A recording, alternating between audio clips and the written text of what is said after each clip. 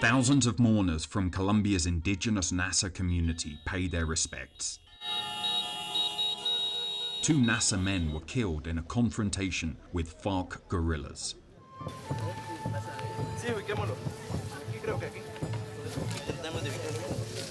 The NASA waved their flag in defiance of guerrillas' spies, thought to be in the crowd.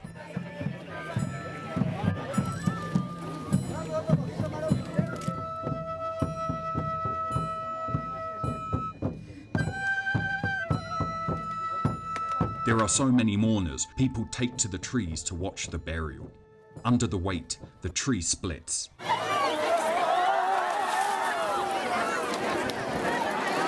A moment of absurdity in a sea of sadness. These killings have helped push 2-year-old peace talks between the government and the guerrillas to a precarious state.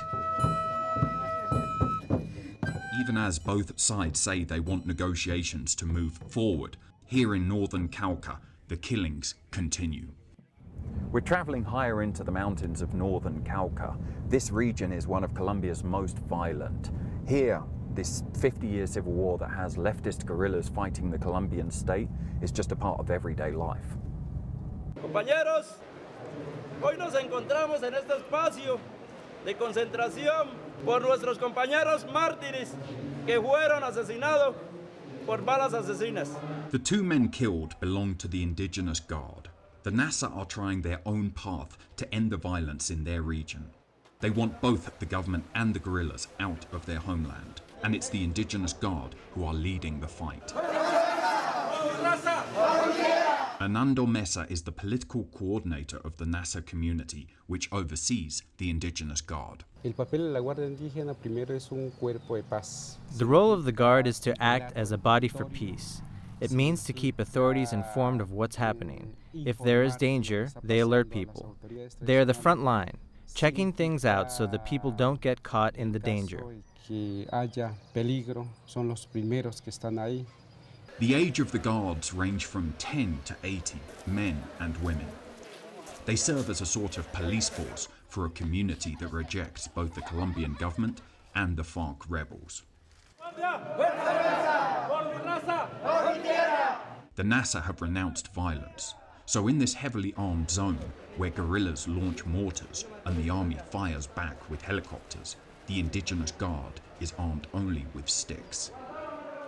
Jorge Lice Uque is a captain in the Guards. Solamente nosotros. El bastón. We only have our traditional stick, our hearts, and our words. Siempre hemos luchado, hemos construido esta lucha. The center of the conflict here is the tiny town of Toribio. The FARC have been operating in this region for decades. Their graffiti is all over this town. This one says FARC, 50 years, peace with social justice. But it's more than that.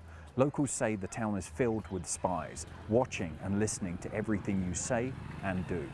Even as Toribio has been hit 600 times in the past decade, life goes on.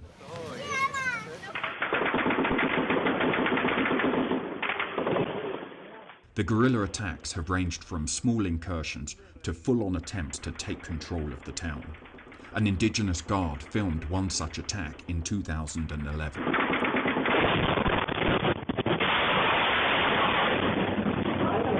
A FARC bomb hidden in a bus and set off next to the police station killed 4 people.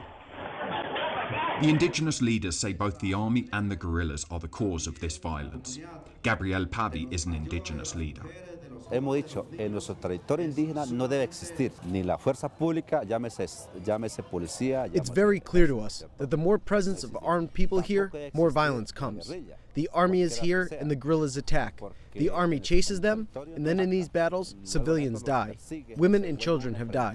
Han muerto niños, mujeres, han muerto ancianos. The conflict has been exacerbated by the illegal drugs industry, a source of money for the guerrillas.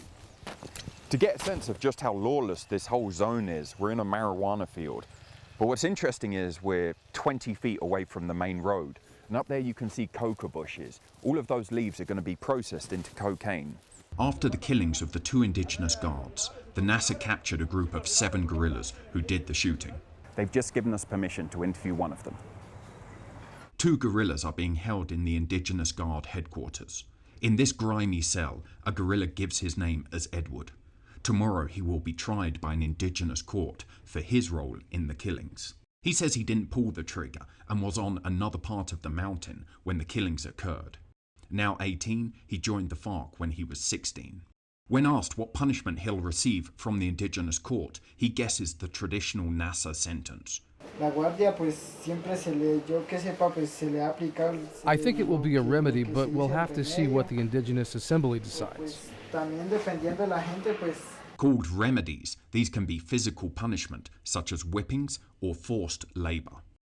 Edward provides a rare insight into what Colombia's guerrillas think of the peace process with the government that could end the 50-year civil war. I want them to come to an agreement. I don't want the conflict to continue. Maybe this is the way. I want a change. I want a true peace, not a trick. The government must really want a deal.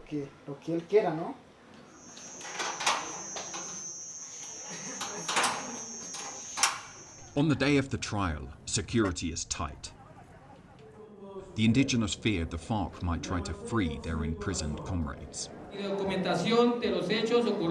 According to the Colombian constitution, the indigenous have the right to try their own who commit crimes in their territory, so bypassing the official justice system. Under the NASA system, the accused has no right to a defense lawyer, only a chance to explain his actions. The indigenous authorities investigate and decide whether he is guilty or not. The punishment is decided by the community. Around 2,000 NASA turn up to participate in the court, a jury of thousands. The indigenous authorities outline the evidence against the accused. They agree that the leader of this unit, who goes by the alias FARC, was responsible for the killings. FARC is given a chance to speak. He complains that the trial is far from fair. What I say here doesn't really matter, as the indigenous court will do what it wants. But I had an order not to let myself be caught or have my weapons taken away, and I prefer to take orders from my organization than any other. FARC is right to be worried. The FARC metes out its own justice to its guerrillas, with punishments that can range from forced labor to the firing squad. Infractions can range from sleeping without permission to fleeing the group, something almost always punishable by death. Fearing spies, some FARC commanders have ordered dozens of executions of guerrillas, decimating their own units. The crowd demands the stiffest sentence possible. FARC receives 60 years. The trial moves on to the four others, including Edward. The indigenous authorities make clear that the four didn't kill the two indigenous guards. The judges tried to push the crowd for the traditional punishments, the remedies. But the crowd wants prison. Families of the dead call loudest for justice.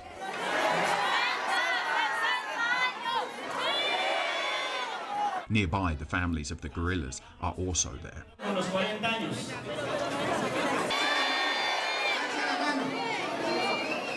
The crowd demands more and finally settles on 40 years in prison. Edward will have no chance of appeal.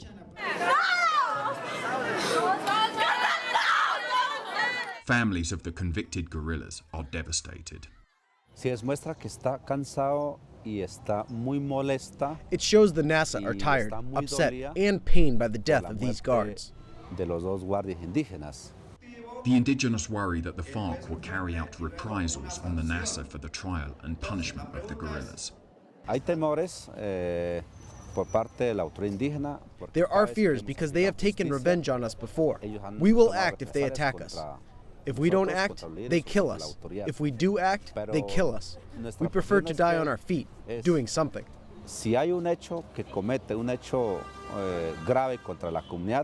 Two other guerrillas, both minors, are to be sent to a rehabilitation home and receive 20 lashes across the legs. We were not allowed to film the punishment. When they caught the guerrillas, the NASA also seized their weapons.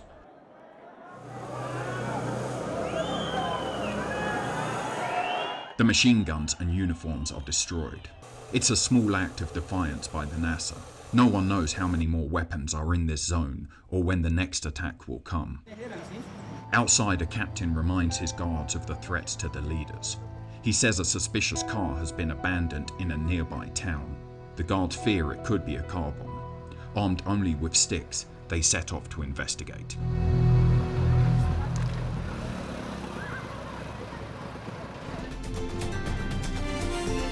America's Now.